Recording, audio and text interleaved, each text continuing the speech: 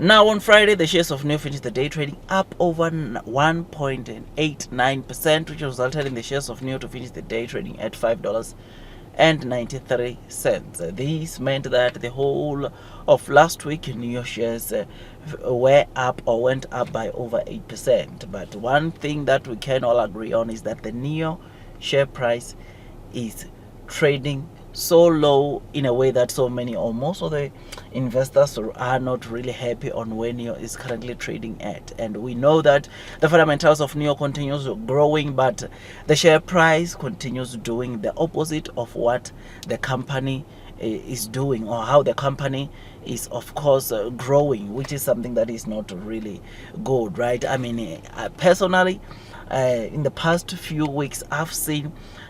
so many people complaining about the NIO share price, NIO stock price, which is not good at all, I must say. And these are the people that of course have put a lot of money into NIO, and hence why they are complaining, including myself. I mean, I'm not happy to see NIO trading at $5.93, but of course I think the market has just overdone the selling onto this stock, because though NIO is not profitable, though NIO, of course, yes, the gross margins have been beaten in the previous quarters and only started recovering in Q3. But this is the stock that, ladies and gents, yeah, I don't think it should be trading where it's trading, because of the fundamentals that continues showing how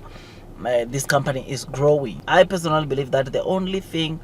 from now that we can expect that they will make the NIO stock to recover are the four things that I want to discuss with you, which number one is of course an increase in deliveries. We need to continue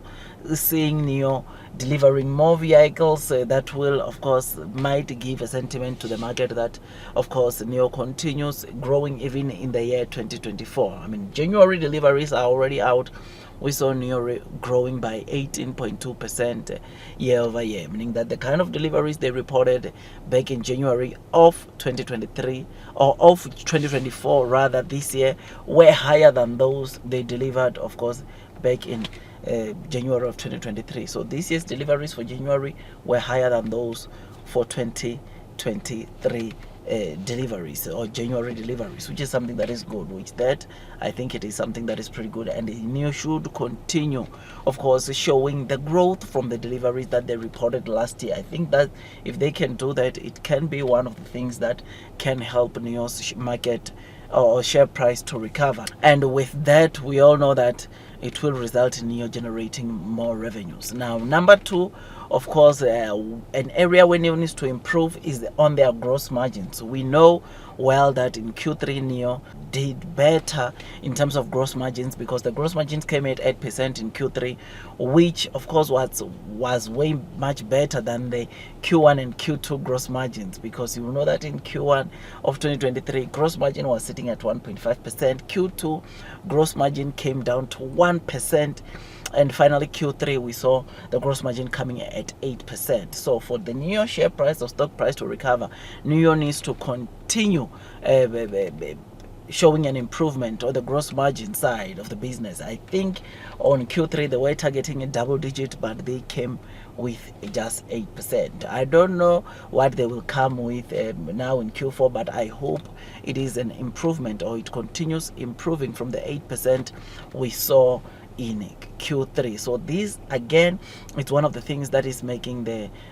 share price, or it made the share price of NIO to really tumble back in 2023. The gross margins were dropping down sharply, or were down sharply, which is one of the things that resulted in the share price of NIO to really fall down sharply. I mean, you will know this is the very same thing that happened to Tesla, or that is currently happening to Tesla, because of the so many price cuts that Tesla has been introducing to some of their models. It is hurting their gross margin so bad, which is why also the share price of Tesla has been of course falling down sharply, because of these very same gross margins.